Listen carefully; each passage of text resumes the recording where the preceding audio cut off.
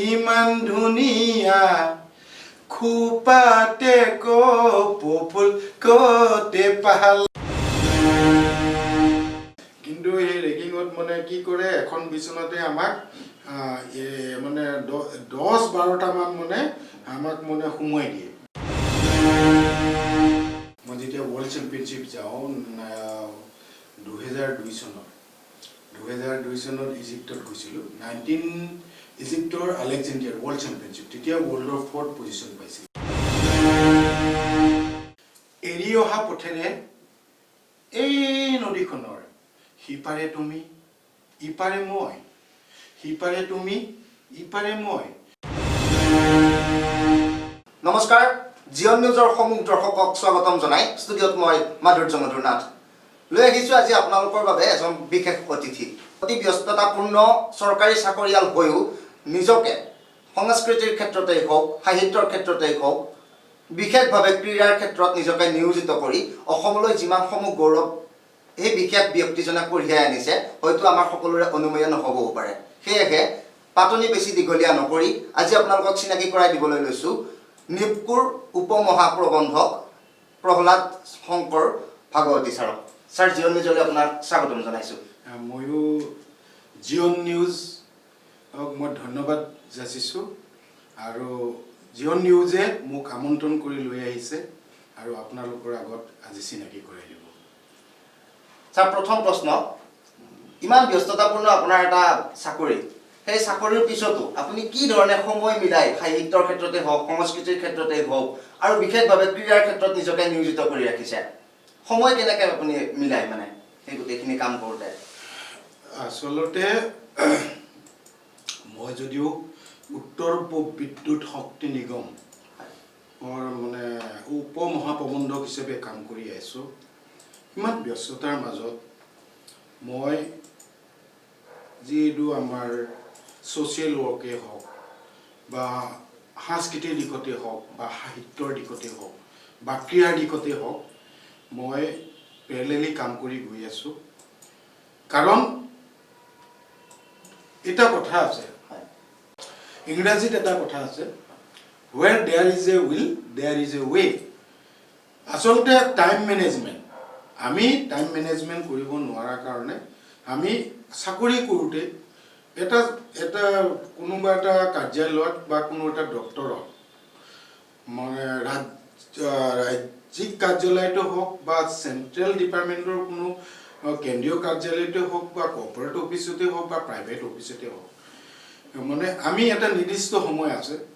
আমাৰ working hours আছে সেই ৱৰ্কিং আৱাৰ্ছলৈকে আমি ডিউটি আৱাৰ্ছলৈকে কাম কৰোঁ তাৰপিছত কেতিয়াবা হলিডে পৰে ছানডে পৰে বা 6টাৰ পিছত আমি ঘৰলৈ আহোঁ চাকৰিৰ পৰা ঘৰলৈ আহোঁ ঘৰলৈ আহি আধা ঘণ্টা 1 ঘণ্টা জিৰাই লৈ আমি যিহেতু মোৰ খেলৰ প্ৰতি ইণ্টাৰেষ্ট সাহিত্য আৰু কালচাৰৰ ওপৰত সংস্কৃতিৰ ওপৰত মোৰ যেতিয়া গভীৰ মানে হেৰি আছে ইচ্ছা আছে যে সাংস্কৃতিক দিশতো বা কালচাৰ আৰু ক্ৰীড়াৰ দিশতো যে মই চৰ্চা কৰোঁ লগতে উঠি অহা যুৱক যুৱতী নতুন প্ৰজন্মক মানে যিখিনি মই জানো সেইখিনি মই তেওঁলোকক দি আগবঢ়াই লৈ যাব বিচাৰোঁ ধন্যবাদ ছাৰ দ্বিতীয়টো প্ৰশ্ন ছাৰলৈ আমাৰ ছাৰ ৰাষ্ট্ৰীয় আন্তঃৰাষ্ট্ৰীয় ৰাজ্যিক বহু ক্ষেত্ৰতে গোটেইকেইটা ক্ষেত্ৰতেই আপুনি যি ধৰণে পুৰস্কাৰসমূহ গ্ৰহণ কৰিছে বা যি ধৰণে আপুনি সফলতা অৰ্জন কৰিছে সেই সফলতাৰ বাবে আমি অসমবাসী গৌৰৱান্বিত প্ৰথম কথা গতিকে মোৰ প্ৰশ্নটো হ'ল এই সফলতাসমূহৰ আঁৰত আচলতে আপোনাৰ কেনেকুৱা ধৰণৰ কষ্ট লুকাই আছে বা কেনেকুৱা ধৰণৰ কষ্ট নিহিত হৈ আছে বা এই সফলতাসমূহৰ বাবে আপুনি কেনেকুৱা ধৰণে নিজক সাজু কৰিছিলে মই একচুৱেলি যেতিয়া মই যেতিয়া LP স্কুল তাৰপিছত LP স্কুলত ইমান খেলা প্ৰাইমেৰী স্কুলত খেলা হোৱা নাছিলে আৰু যেতিয়া হাইস্কুল পাইছিলোঁ তেতিয়া মানে স্কুলত কলেজ উইকবিলাক হয় এথলেটিক্স গেম খেলোঁ তাৰপিছত যেতিয়া মানে প্ৰি ইউনিভাৰ্চিটি আমি পিউ চায়েন্স পঢ়িছিলোঁ তেতিয়া পিউ চায়েন্স পঢ়ি থাকোঁতে তেতিয়া আমি এথলেটিক্স খেলিছিলোঁ বা আইৰণ গেমতো পাৱাৰ লিফটিং তাৰপিছত আৰ্ম ৰেচিং এনেধৰণৰ খেলা খেলিছিলোঁ আৰু লগতে ফুটবলটো মোৰ প্ৰিয় তাৰপিছত এতিয়া দেখা যায় যেতিয়া মই ইঞ্জিনিয়াৰিং কলেজত পঢ়িব গ'লোঁ যোৰহাট ইঞ্জিনিয়াৰিং কলেজত তেতিয়া মই সেই সময়তো মই 4বাৰ বেষ্ট এথলেট আছিলোঁ 4 times consecutively best athlete fastest man champion of the champion আৰু সেই কলেজতে মই যেনেকৈ পঢ়াটো গুৰুত্ব দিছিলোঁ পেৰেলেলি খেলতো গুৰুত্ব দিছিলোঁ গতিকে এজন ভাল খেলুৱৈ তেওঁ ভাল ইঞ্জিনিয়াৰো হ'ব পাৰে বা ভাল ডক্টৰো হ'ব পাৰে ভাল প্ৰফেচৰো হ'ব পাৰে বিভিন্ন দিশত গতিকে মই এইটো ক'ব বিচাৰিছোঁ যে পেৰেলেলি যদি আপুনি নিজৰ পঢ়াটো ঠিক কৰে ছাত্ৰ জীৱনত লগতে হেল্থৰ কাৰণে আৰু যিটো খেল বা যাৰ যি ৰুচি আছে কোনোবাই বেডমিণ্টন খেলি ভাল পায় কোনোবাই লং টেনিছ খেলি ভাল পায় কোনোবাই ৱেইট লিফটিং কৰি ভাল পায় কোনোবাই এথলেটিক্স খেলি ভাল পায় এই যদি তেওঁ পেৰেলেলি পঢ়াৰ কথা তাৰপিছত আজৰি সময়ত সময় ওলাই যদি পেৰেলেলি তেওঁ খেলৰ চৰ্চা কৰে নিশ্চয় আগবাঢ়ি যাব পাৰিব সেইকাৰণে মই ক'ব খুজিছোঁ এজন ভাল ইঞ্জিনিয়াৰ ভাল খেলুৱৈ হ'ব পাৰে ভাল ডক্টৰ ভাল খেলুৱৈ হ'ব পাৰে ভাল প্ৰফেচাৰ ভাল এডভকেট ভাল খেলুৱৈ হ'ব পাৰে এটা উদাহৰণ আছে ৰাজীৱ বালাকৃষ্ণন তেওঁ কেৰেলাৰ তেওঁ 3rd পুনে নেশ্যনেল গেমছত যেতিয়া তেওঁ ফাৰ্ষ্টেষ্ট মেন হৈছিলে আৰু 4টা গোল্ড মেডেল পাইছিলে আৰু তেওঁ ফাৰ্ডাৰ ষ্টাডিৰ কাৰণে তেওঁ আমেৰিকাৰ পৰা এমটেক কৰিছিলে গতিকে that is also' one example গতিকে মই সেইটোৱে ভাবোঁ আৰু মই উঠি অহা যুৱক যুৱতীসকলকো কওঁ বা নতুন প্ৰজন্মক যে পঢ়া শুনাৰ লগতে পেৰেলেলি আপোনাৰ খেলৰ অনুশীলন কৰিব লাগে যোনে যি খেল ভাল পায় আৰু তেনেকেই আগবাঢ়ি যাব লাগে গতিকে সেনেধৰণৰ মই বিচাৰোঁ আৰু সেইটো কাৰণে মই school level college level university লেভেলৰ যিবিলাক ল'ৰা ছোৱালী তেওঁলোকে মই খেল পাতি মানে ৰাইজে জানে আমাৰ অসমৰ দৰ্শক বা ভাৰতবৰ্ষৰ ৰাইজে জানে যে মই এজন অৰ্গেনাইজাৰ হিচাপেও আছোঁ সংগঠক হিচাপেও আছোঁ আৰু এতিয়াও এই বয়সলৈকে খেলিও আছোঁ গতিকে মই প্লেয়াৰ এজ ৱেল এজ সংগঠক গতিকে সেইটো দুইটা কথা চিন্তা কৰি মই আগবাঢ়ি গৈ আছোঁ এয়াই প্ৰহ্লাদ শংকৰ ভাগৱতী যিগৰাকী ব্যক্তিয়ে ৰাষ্ট্ৰীয় আৰু ৰাজ্যিক পৰ্যায়ৰ উপৰিও আন্তঃৰাষ্ট্ৰীয় পৰ্যায়ত উজ্বলি উঠি অসমলৈ গৌৰৱ কঢ়িয়াই আনিলে প্ৰহ্লাদ ভাগৱতী ডাঙৰীয়া একেবাৰে মোৰ এইটো একদম ডাঙৰ প্ৰশ্ন আন্তঃৰাষ্ট্ৰীয় পৰ্যায়ত আপুনি কোন দেশত গৈ খেল খেলি অসম তথা ভাৰতৰ গৌৰৱ হৈ আছে আজিৰ তাৰিখত এই মাধুৰ্য খুব সুন্দৰ প্ৰশ্ন কৰিছা কাৰণ মানে কি অসমৰ ৰাইজে আৰু ভাৰতবৰ্ষৰ ৰাইজে জানে যিহেতু মই ৰাজ্যিক চেম্পিয়ন হৈছোঁ 30 বাৰ আৰু ৰাষ্ট্ৰীয় চেম্পিয়ন হৈছোঁ 26 বাৰ আৰু ইণ্টাৰনেশ্যনেল যিটো চেম্পিয়ন এছিয়ান চেম্পিয়ন 3 বাৰ হৈছোঁ মই যেতিয়া ৱৰ্ল্ড চেম্পিয়নশ্বিপ যাওঁ 2002 চনত ইজিপ্তত গৈছিলোঁ ইজিপ্তৰ আলেকজেণ্ড্ৰিয়াৰ ৱৰ্ল্ড চেম্পিয়নশ্বিপ তেতিয়া ৱৰ্ল্ডৰ 4th পজিশ্যন পাইছিল আৰু তাৰোপৰি আন্তঃৰাষ্ট্ৰীয় পৰ্যায়ত যিটো ৱৰ্ল্ড চেম্পিয়নশ্বিপত মই 1995 চনত মই ব্ৰাজিল গৈছিলোঁ ব্ৰাজিলত তাৰপিছত তাত মই পজিশ্যন পোৱা নাই কিন্তু তাৰপিছত আহিল 1990 চন 90 চনত মই ৰাছিয়া গ'লোঁ ৰাছিয়াৰ চুজদল আৰু ইটালী গৰ্ডন ৰেভেৰা গ'লোঁ 2005 চন তাৰপিছত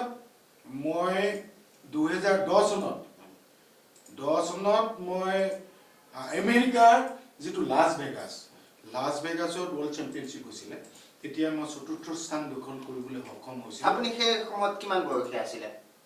সেই সময়ত মই আচলতে চাকৰি কৰি আছিলোঁ 2010 চনত চাকৰি কৰি আৰু মোৰ চাকৰিটো চলি আছিলে মই উত্তৰ পূব বিদ্যুৎ শক্তি নিগমৰ তেতিয়া জ্যেষ্ঠ প্ৰবন্ধক আছিলোঁ আৰু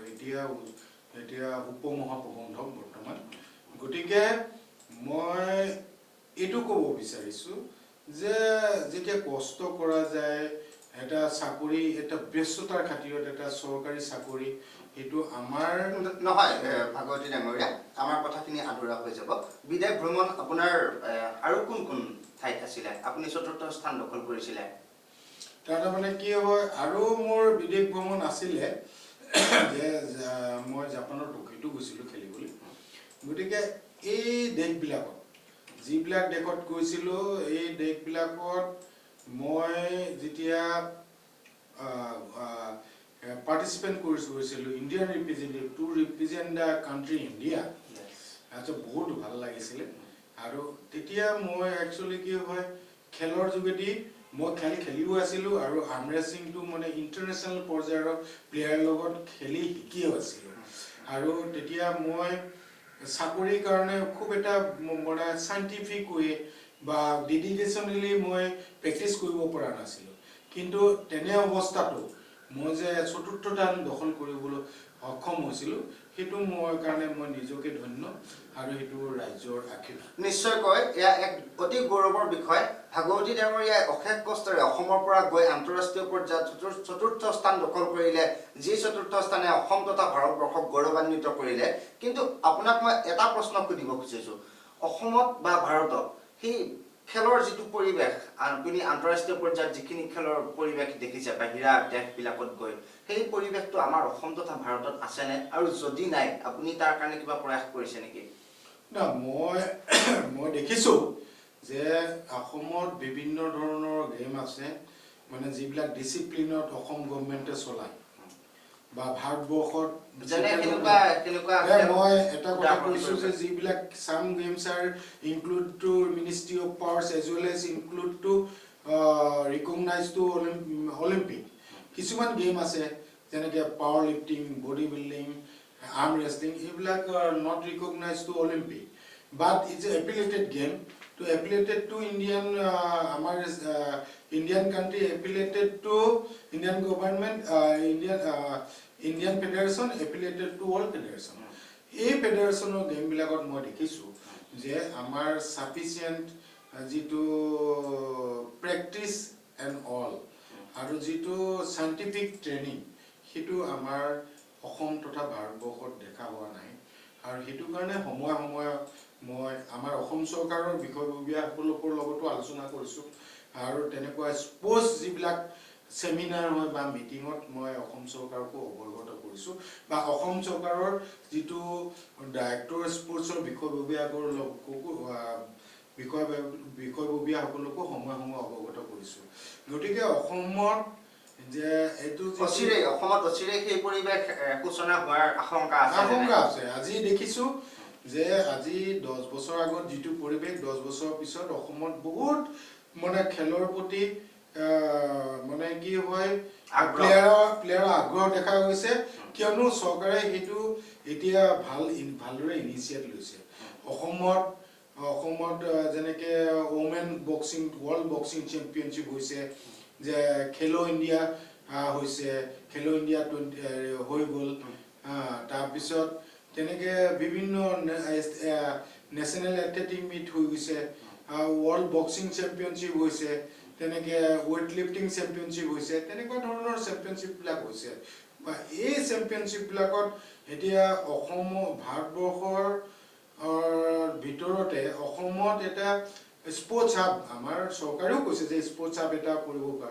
কৰিব বিচাৰিছে এইটো এটা শুভ লক্ষণ কিন্তু কথা হ'ল কি তাৰ লগে অসমৰ যিটো প্লেয়াৰ বিভিন্ন ডিচিপ্লিন আৰ্ম ৰেচলিঙৰ লগতে বেলেগ আইৰন গেমছ বা এথলেটিক্স বিভিন্ন ডিচিপ্লিনৰ গেমবিলাকত proper practice and training and all scientific যিটো ৱে ডেভেলপ কৰিব লাগে যিটো কাৰণে আজি ইণ্টাৰনেশ্যনেল লেভেল ৱৰ্ল্ড লেভেল বা অলিম্পিক লেভেলত অসমত নাম কৰিব পাৰে যেনেকৈ হিমা দাস বা আমাৰ শিৱ থাপাৰ পৰা আদি কৰি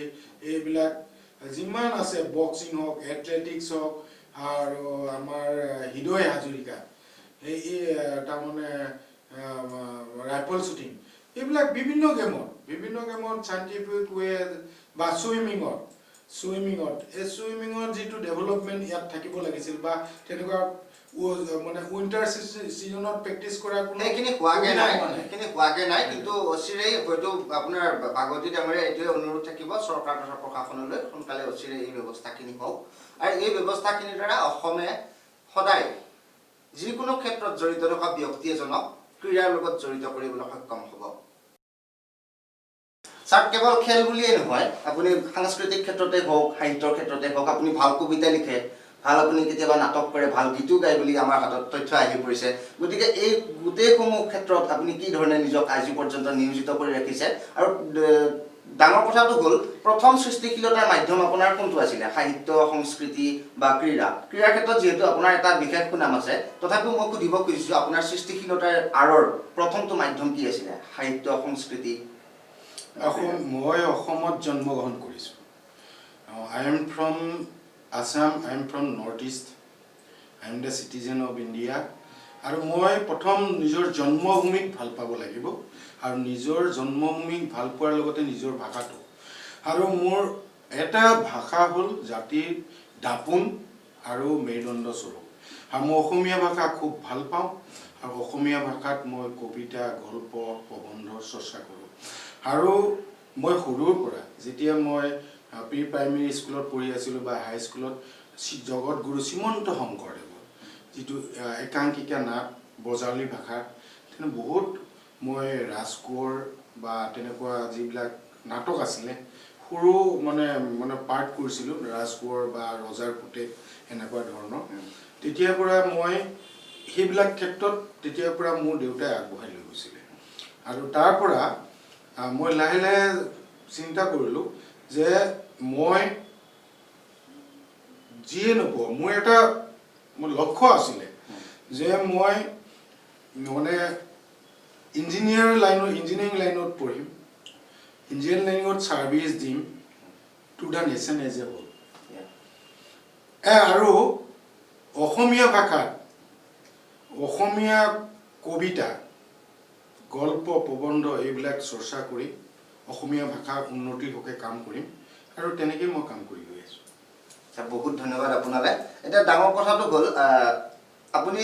ইতিমধ্যে উল্লেখ কৰিছে আপুনি এজন সংগঠক হিচাপে ইতিমধ্যে প্ৰতিষ্ঠা লাভ কৰিছে বিভিন্ন ধৰণৰ সংগঠনৰ আপুনি নেতৃত্ব লৈ আছে অসম সাহিত্য সভাৰ চানমাৰী অধিৱেশনৰো আপুনি উপসভাপতিৰ পদ অলংকৃত কৰিছিল এতিয়া ডাঙৰ কথাটো হ'ল আপুনি আৰু কি কি সংগঠনৰ লগত বৰ্তমান জড়িত হৈ আছে নেতৃত্ব দি আছে মই একচুৱেলি মই যেতিয়া চাকৰি জীৱনৰ কাৰণে চাকৰি জীৱনত মই শ্বিলঙত মোৰ পষ্টিং আছিল ফাৰ্ষ্ট জইনিং তাৰপৰা NC হিলছত থাকিলোঁ মই 2 বছৰ তাৰপিছত আকৌ শ্বিলং আহিলোঁ 7 বছৰ শ্বিলঙত থাকিলোঁ তাৰপৰা ৰঙানদী হাইড্ৰলিক প্ৰজেক্টত গ'লোঁ তাত মই 8 বছৰ থাকিলোঁ তাৰপিছত তাৰপৰাই মই চৰ্চা কৰি আছোঁ তাৰপৰা আকৌ মই গুৱাহাটী ট্ৰেন্সফাৰ হ'ল মোৰ গুৱাহাটীত আহিলোঁ গুৱাহাটীৰ পৰা এতিয়া বৰ্তমান আগৰতলা মানে যিটো গেছ টাৰ্বাইন প্ৰজেক্ট আছে আছাম গেছ বেছ কম্বাইন চাৰ্কুলৰ তাতে মই এটা উইঙৰ হেড অফ দ্য ডিপাৰ্টমেণ্ট মই তাত এতিয়া কাম কৰি আছোঁ কিন্তু এই যে মই এইটো ক'ব খুজিছোঁ যে চৰকাৰী চাকৰি কৰি আৰু মই এটা কথা ভাবিছোঁ যে মই 2-3বাৰ মই বিদেশত চাকৰি পাইছিলোঁ কিন্তু তাত মানে মই যোৱা নাছিলোঁ মোৰ এটা ভাৱ আছিলে মই অসমত থাকি চাকৰি কৰিম বা ভাৰতবৰ্ষত থাকি চাকৰি কৰিম আৰু গোটেই পৃথিৱী ভ্ৰমণ কৰিম আৰু এতিয়াও মই এই অসমীয়া বুলিয়েই নহয় অসমীয়া সাহিত্য জগতে নহয় বেলেগ সাহিত্য জগততো যিবিলাক আছে আপোনাৰ বেলেগ বেলেগ ভাষাৰ বঙালী ভাষা হওক বা কি কয় যিটো কানাডিয়ান ভাষা হওক তেনেকুৱা ধৰণৰ কিছুমান ভাষাও কানাড়া ভাষা মালায়ালাম ভাষা এইবিলাকতো মই অলপ চৰ্চা কৰি আছোঁ যে ভাষা শিকাটো মানুহৰ কাৰণে এটা ভাল হেৰি যে এইটো কলা যিমান ভাষা শিকিব যেতিয়া অসমৰ মানুহে যদি নিজৰ ভাষাটোৰ উপৰিও হিন্দী ভালকৈ ভাষা ক'ব পাৰে বা শিকিব পাৰে ইংলিছ ভালদৰে শিকিব পাৰে ক'ব পাৰে নিজৰ কাৰণে ভাল গতিকে সেই ক্ষেত্ৰত বহিৰাজ্যত যেতিয়া অসমৰ মানুহ যায় তেতিয়াহ'লে বা উত্তৰ ভাৰতত যায় বেছিকৈ হিন্দী বলয় মানুহে বেছি উত্তৰ ভাৰতত তেতিয়া হিন্দী ভাষাটো কয় সাউথ ইণ্ডিয়াত গ'লে তেতিয়া ইংলিছ ভাষাটো তেওঁলোকৰ নিজৰ কেৰেলাত মালায়ালম ভাষা বা তামিলনাডুৰ চেন্নাইত আপোনাৰ তামিল ভাষা এইবিলাক কয় যদিও ইংলিছটো তেওঁলোকে জানে ইংলিছত তেওঁলোকে ইংলিছ মিডিয়াম স্কুলত পঢ়ে গতিকে ইংলিছ ভাষাটো জানে ইংলিছ ভাষাটো ইজ ইন আমাৰ আসলতে ইণ্টাৰনেশ্যনেল লেংগুৱেজ গতিকে ইংলিছ ভাষাটো জনাটো দৰকাৰ কাৰণ ফৰেন এণ্ড এবৰ্ড যাবৰ কাৰণেও ইংলিছ ভাষাটো দৰকাৰ গতিকে অসমীয়া ভাষা যিমান অসমৰ মানুহে যিমান চৰ্চা কৰিব যিমান উঠি অহা প্ৰজন্ম অসমীয়া ভাষাটো মানে শিকাই আগবঢ়াই লৈ যাব পাৰিব তেতিয়া অসমীয়া ভাষাটোৱে অসমীয়া মানুহক চিনাকি দিবলৈ এটা উপযুক্ত মাধ্যম বহুত ভাল কথা কৈছে ছাৰ আপুনি মই আপোনাক পৰৱৰ্তী প্ৰশ্ন সুধিবলৈ লৈছো সাহিত্য সংস্কৃতি সকলো দিশৰ উপৰিও আপুনি এজন প্ৰকৃতি প্ৰেমী হিচাপে অসমবাসীৰ ওচৰত জনাজাত হৈ পৰিছে গতিকে প্ৰকৃতিৰ ক্ষেত্ৰত প্ৰকৃতিক পশু পক্ষী নিয়ন্ত্ৰণৰ ক্ষেত্ৰতে হওক প্ৰকৃতিৰ বিভিন্ন ধৰণৰ সমস্যাসমূহৰ সমাধানৰ বাবে আপুনি বৰ্তমান সময়ত কি পদক্ষেপ হাতত লৈছে মই দেখিছোঁ যে মই অসম যিটো ৰাজ্যিক পক্ষী সুৰক্ষা পৰিষদ অসমৰ মই সভাপতি হৈ আৰু অসম প্ৰাকৃতিক কবি সন্মিলনৰ সভাপতি এতিয়া বৰ্তমান হৈ আছোঁ গতিকে মই আগতে মই মানে পশু পক্ষী বিলাকৰ প্ৰতি মই যেতিয়া পঢ়ি থকা অৱস্থাত ইমান এটা মই মনোযোগো দিয়া নাছিলোঁ আৰু মানে খুব এটা মানে ধাউতিও নাছিলে কিন্তু পশু পক্ষীক তেতিয়াৰ পৰাই মোটামুটি মই ভাল পাওঁ কিন্তু এটা মোৰ মনোভাৱ আছিলে আৰু তেতিয়াৰ পৰা সৰুৰ পৰা মই গছ ৰোৱাৰ অভ্যাস আছিলে মানে LP স্কুল হাই স্কুলৰ পৰাই মই গছ ৰুইছিলোঁ আৰু যিহেতু মোৰ দেউতাই সেইটো আদৰ্শ দেখুৱাই থৈ গৈছিলে আৰু মানে স্বৰ্গীয় যতীন্দ্ৰনাথ ভাগৱতী মোৰ দেউতা আৰু তেখেত আছিলে হাই স্কুলৰ মানে হেড টিচাৰ আছিলে হেডমাষ্টাৰ আৰু বৃত্তিত আৰু লগতে তেওঁ সংস্কৃতত শাস্ত্ৰী টাইটেল পোৱা উপাধি পোৱা আৰু তেওঁ মানে এটা শিক্ষকৰ পৰিয়ালৰ তেওঁ এজন ড্ৰামাষ্টিছো আছিলে গতিকে মোৰ দেউতাৰ পৰা মই তেতিয়াৰ পৰা অলপ কিছু পাইছোঁ যে দেউতাই শিকাই থৈ দিয়া আদৰ্শ কিছু মই অনুকৰণ কৰিব পাৰিছোঁ আৰু তেতিয়া মই গছ পুলি ৰুওঁ আৰু তাৰ পৰা মই এটা কথা যেতিয়া মই ডাঙৰ হৈ আহিলোঁ কলেজত পঢ়ি ইঞ্জিনিয়াৰিং কলেজ পাছ কৰিলোঁ চাকৰি কৰিলোঁ তেতিয়া মই এটা কথাই চিন্তা কৰিলোঁ যে মই চাকৰি কৰিম আৰু সমাজৰ কাম কৰিম আৰু অসমৰ ভাষা কলা সংস্কৃতিৰ কাৰণে কাম কৰিম আৰু প্ৰকৃতিৰ কাৰণে কাম কৰিম সেইকাৰণে মানে ভগৱানে মোক এনেকুৱা এটা লাইন লগাই গ'ল যে মই যে প্ৰথমে শুই উঠি মই হাতত মানে বাতি এটাত চাউলটো লৈ পেলাই মই চোতালত প্ৰথমতে চাউল লৈ বা এনে খোৱা বস্তু মানে প্ৰথমতে চৰাই চিৰিকটিক দিওঁ তাৰপিছত মোৰ পেট ডগ আছে মই পেট ডগ ভাল পাওঁ মোৰ ঘৰত পেট ডগ পোহোঁ আৰু পেট ডগক দিওঁ গতিকে এইটো এটা মোৰ এটা অভ্যাস হৈ গৈছিলে আৰু সেইটো কাৰণে ভগৱানে যে এনেকুৱা এটা অনুষ্ঠানৰ সভাপতি হিচাপে মোক মানে মানুহৰ দ্বাৰা অধিষ্ঠিত কৰালে যে ৰাজ্যিক পক্ষী সুৰক্ষা পৰিষদ অসমৰ আমি প্ৰতি বছৰে ইউনেস্কোৰ যিটো কেলেণ্ডাৰ ইয়েৰ সাধাৰণতে ছেকেণ্ড উইক অফ মে আমাৰ মানে পৰিভ্ৰমী পক্ষী দিৱস পতা হয় বিশ্ব পক্ষী দিৱস ৱৰ্ল্ড মাইগ্ৰেটৰী বাৰ্থডে আমি চেলিব্ৰেশ্যন কৰোঁ আমি কেতিয়াবা আমি চিৰিয়াখানাত আছাম ষ্টেট জু অসম ৰাজ্যিক চিৰিয়াখানাত পাতি আছোঁ প্ৰতি বছৰে আৰু কেতিয়াবা বেলেগ জেগাতো পাতোঁ আৰু সেই উদ্দেশ্যে আমাৰ মেইন উদ্দেশ্য হ'ল কি মানুহ সজাগতা আনা আমি বিভিন্ন জেগাত আমি চিৰিয়াখানাতো বহুত গছ ৰুইছোঁ আমি চিৰিয়াখানাত প্ৰায় ৩-৪ হাজাৰ গছ পুলি ৰুইছোঁ আৰু ঠিক তেনেকৈ বিভিন্ন জেগাত আমি হাজো ফালেও ৰুইছোঁ নৰ্থ গুৱাহাটীত ৰুইছোঁ নগাঁৱতো আমি গছ পুলি ৰুইছোঁ আজিলৈকে অসম প্ৰাকৃতিক কবি সন্মিলন আৰু অসম ৰাজ্যিক পক্ষী সুৰক্ষা পৰিষদ অসমৰ তৰফৰ পৰা প্ৰায় ৭,৫০০ মান গছ পুলি ৰুইছোঁ আৰু এইটো আমি সময়ে গাঁৱে চহৰ নগৰত আমি মানুহক আমি মিটিং পাতি আৰু আমি সজাগতা আনিবৰ কাৰণে আমি মিটিং পাতোঁ গছ পুলি প্ৰকৃতি ৰক্ষা কৰিব লাগিব কাৰণ প্ৰকৃতি যদি আমি দেখিছোঁ যে আজিৰ যুগত কি হৈছে আজিৰ যুগত মানুহ মানে মানুহ আৰু হাতীৰ মাজত সংঘাত হৈছে, বান্দৰ আৰু মানুহৰ মাজত সংঘাত হৈছে। কিয় হৈছে? আজিকালি জীৱ জন্তুবোৰৰ মানে খাবলৈ ফল মূল নাই। তেওঁলোকে অৰণ্যৰ পৰা আহি জনাকীৰ্ণ অঞ্চল কংক্ৰিট নগৰীত আজিকালি আপুনি বাঘ পাব দেখিবলৈ, আৰু হাতী পাব, আৰু আপুনি বান্দৰটো পাবই। গতিকে তেওঁলোকৰ খাদ্য নাইকিয়া হৈছে। কিহৰ কাৰণে? আমাৰ মেইন অভয়াৰণ্য আছে আমাৰ কাজিৰঙাকে ধৰি ওৰাং, মানাহ, পবিতৰা আৰু এনেকৈ প্ৰায় 17খন আমাৰ কি কয় ৱাইল্ড লাইফ চেঞ্চুৰী আছে। আৰু তাত যেতিয়া মানুহৰ আগ্ৰাসন হৈছে, মানুহে বেদখল কৰিছে, তাত এতিয়া গছ গছনি নাইকিয়া হৈ গৈছে, ফল মূলৰ গছ নাই। সেইটো কাৰণে আমি এটা কথা সিদ্ধান্ত লৈছোঁ, আমি য'তে গছ পুলি ৰুম ত'তে ৰুম। আমি কেতিয়াবা কলৰ গছ ৰুম, কল পুলি হাতীয়ে খাব পাৰিব, আৰু ফল মূলৰ পুলি আমি ৰুম। ফল মূলৰ আমি যেনেকৈ আমি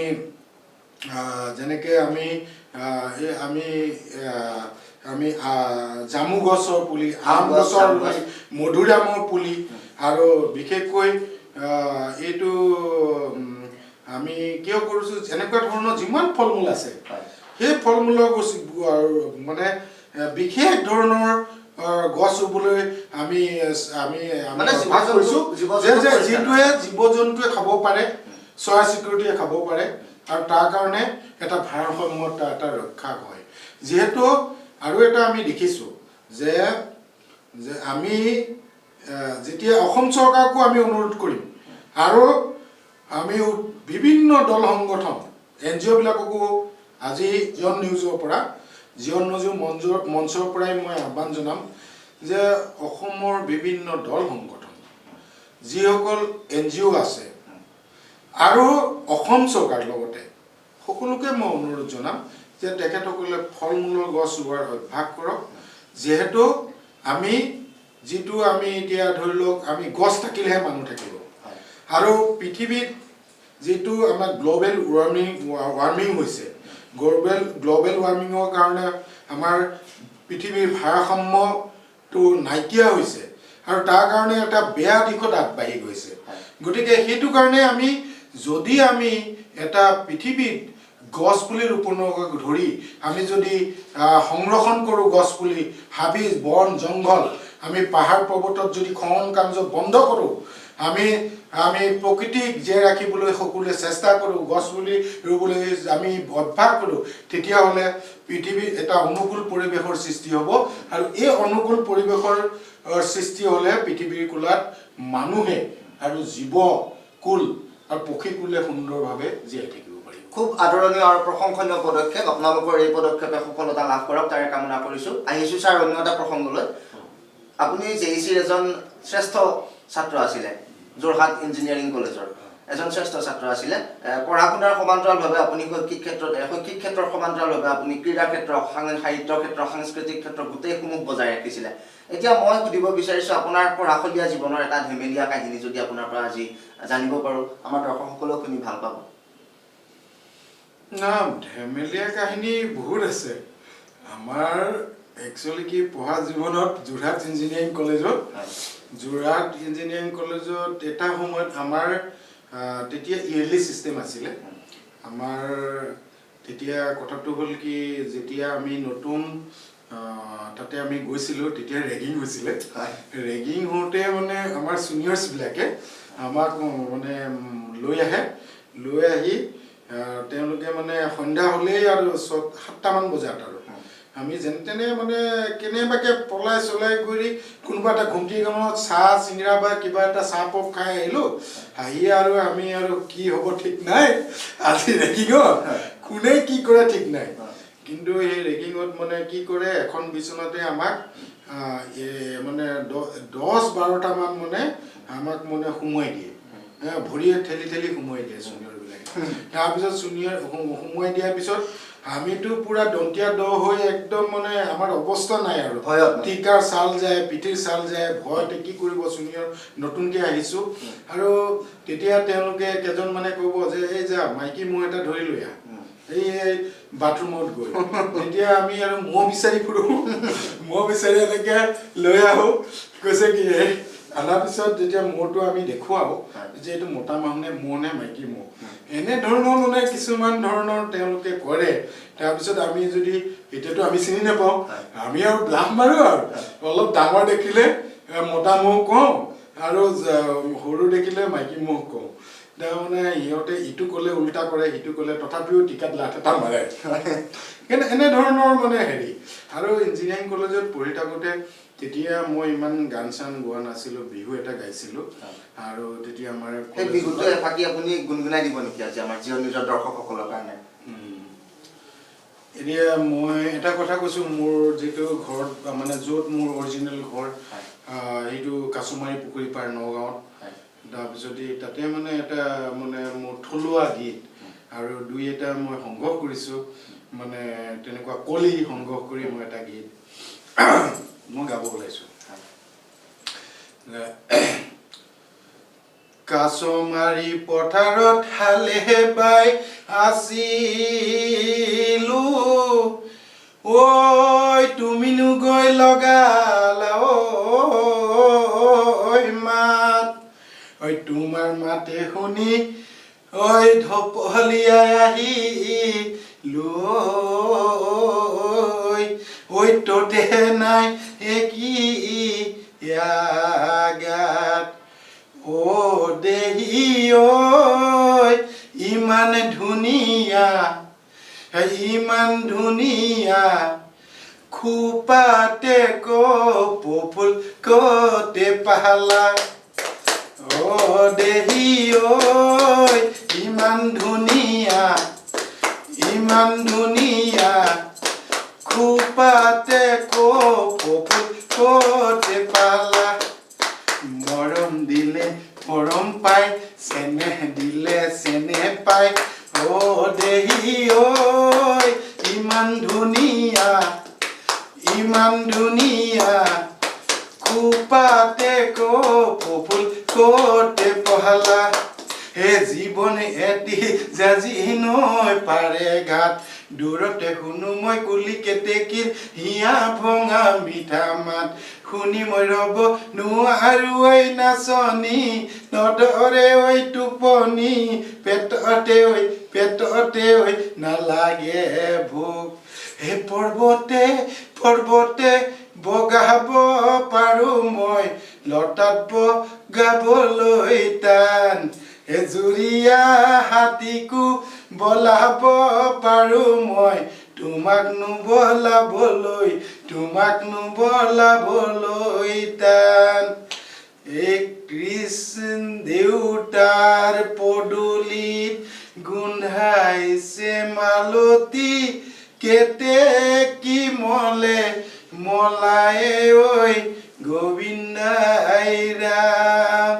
চ'তমহীয়া কেৰেলা বুবুতি বৰলা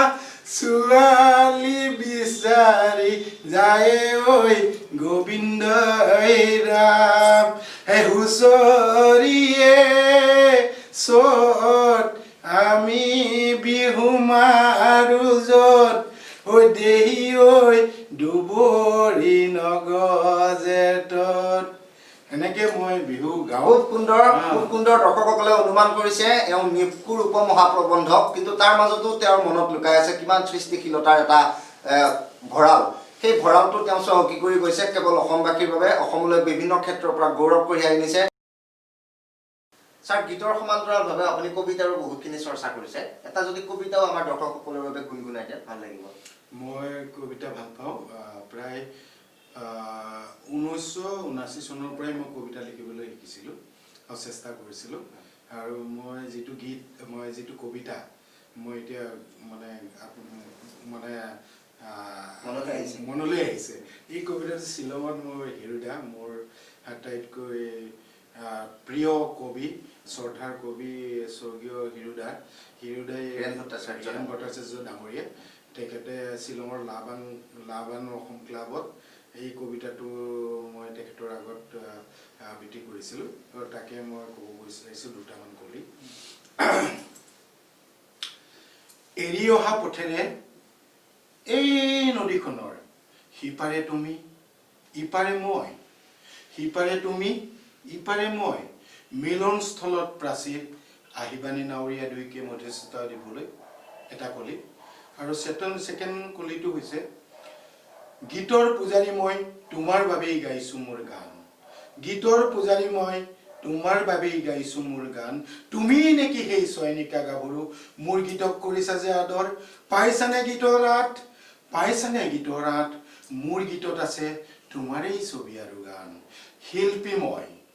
শিল্পী মই শিল্পৰ সৃষ্টিতেই মোৰ জীৱন ধন্যবাদ বহুত ভাল লাগিলে স্যাৰ ইমান ব্যস্ততাৰ মাজতো আজি আমাক আপুনি ইমানখিনি সময় দিলে তাৰ বাবে আপোনাক ধন্যবাদ জনাইছো শেষত মই আপোনালৈ এটা প্ৰশ্ন কৰিব খুজিছো আপোনাৰ দৰে প্ৰত্যেকজন নৱপ্ৰজন্মক আপুনি শৈক্ষিক ক্ষেত্ৰৰ উপৰিও সাহিত্য সংস্কৃতি ক্ৰীড়া সকলো ক্ষেত্ৰতে আগবাঢ়ি যাবলৈ কি ধৰণৰ অনুপ্ৰেৰণা যোগাব মোৰ এটা কথা কি মই আজিও ভাবো মই আজিও ছাত্ৰ মই সদায় প্ৰতিটো দিশতে মই আজিও শিকি গৈ আছো আৰু মই এটা কথা ভাবো there is no compliment in the world সম্পূৰ্ণ মানুহ পৃথিৱীত কোনো নাই আৰু সম্পূৰ্ণ হ'বও নোৱাৰে এইটো মোৰ এটা বিশ্বাস গতিকে সম্পূৰ্ণৰ দিশে আগবাঢ়ি যাব কাৰণে এটা পাৰ্চেণ্টেজলৈ এটা সাম এক্সটেণ্ট গতিকে আমি শিকিব লাগিব আৰু যিবিলাক ছাত্ৰ ছাত্ৰীক মই অনুৰোধ জনাম তেখেতসকলে প্ৰথম তেওঁলোকৰ প্ৰাইমেৰী জব হ'ল পঢ়াত মন দিয়ক আৰু পঢ়াটো ঠিক থাকিব লাগিব আৰু নলেজ ইজ এ পাৱাৰ সেইটো চবেই জানে গতিকে নলেজ আহৰণ কৰিব লাগিব পঢ়াত প্ৰথম গুৰুত্ব গতিকে পঢ়াৰ সময়ত ছাত্ৰ জীৱনত তেওঁ পঢ়িব লাগিব আৰু লগতে মই এটা তেওঁলোকক ক'ব বিচাৰিছোঁ যে তেওঁলোকে স্বাস্থ্যৰ কাৰণেও ভাবিব লাগিব যে স্বাস্থ্য ভালে থাকিলেহে তেতিয়া তেওঁ পঢ়া শুনা কৰাত বেছি সুবিধা হ'ব স্বাস্থ্যই পৰম ধন গতিকে তেওঁলোকে এক্সাৰচাইজ কৰা বা ব্যায়াম কৰাৰ লগতে যিটো খেল ভাল পায় সেইটো অনুশীলন কৰা আৰু নতুন উঠি অহা যুৱক যুৱতী ছাত্ৰ ছাত্ৰী সকলোকে মই এটা ক'ব খোজো যে অসমীয়া ভাষা কলা সংস্কৃতি সেইটো সদায় তেওঁলোকে গুৰুত্ব দি নতুন প্ৰজন্মই সেইটো আগবঢ়াই লৈ যোৱাৰ কাৰণে মই আহ্বান জনাম আৰু আজি তেতিয়াহে অসমৰ কলা ভাষা সংস্কৃতি আৰু অসমৰ মান পৃথিৱীৰ মানচিত্ৰত জিলিকি থাকিব সেইটোৱে মই আহ্বান জনাম বহুত বহুত ধন্যবাদ ছাৰৰ এই কথাখিনি আপোনালোক সকলোৱে অনুমান কৰক আৰু নৱপ্ৰজন্মই বিশেষকৈ ছাৰৰ এই কথাখিনি যদি শুনি পেলাই উপলব্ধি কৰিব পাৰে সকলোৱে হয়তো অসমীয়া ভাষা সংস্কৃতি জীয়াই ৰখাৰ ক্ষেত্ৰত সফল হ'ব পাৰিব অনুষ্ঠানৰ পৰা ইমানতে বিদায় ল'ম ইমান ব্যস্ততাৰ মাজত আমাক ইমানখিনি সময় দিয়াৰ বাবে ছাৰ আপোনাক বহুত বহুত ধন্যবাদ পৰৱৰ্তী সময়ত আমি পুনৰ লগ হ'ম এইখিনিকে কৈ আজিৰ অনুষ্ঠানৰ পৰা মই ধৈৰ্য বিদায় লৈছোঁ চাই থাকিব জিঅন নিউজ ধন্যবাদ মই সকলোকে ধন্যবাদ দিছোঁ আৰু জিঅন নিউজকো মই ধন্যবাদ দিছোঁ আৰু মাধুৰ্য মধুৰ নাথে আজি আপোনালোকৰ লগত সুন্দৰভাৱে চিনাকি কৰি দিয়াৰ বাবে আৰু তেওঁকো মই মোৰ আন্তৰিক ধন্যবাদ জ্ঞাপন কৰিছোঁ ধন্যবাদ আচলতে মই ধন্যবাদ নিদিলেও হয় কাৰণ এয়া আমাৰ দায়িত্ব কি ধৰণে নিপকুৰ মহাপ্ৰবন্ধক হৈও শৈক্ষিক সাহিত্যিক সামাজিক সাংস্কৃতিক সকলো ক্ষেত্ৰতে এজন ব্যক্তিয়ে অৱদান আগবঢ়াইছে সেইখিনি অসমৰ ৰাইজে উপলব্ধি কৰা উচিত আৰু এয়া আমাৰ দায়িত্ব বুলি ভাবোঁ অনুষ্ঠানৰ পৰা ইমানতে বিদায় লৈছোঁ ধন্যবাদ নমস্কাৰ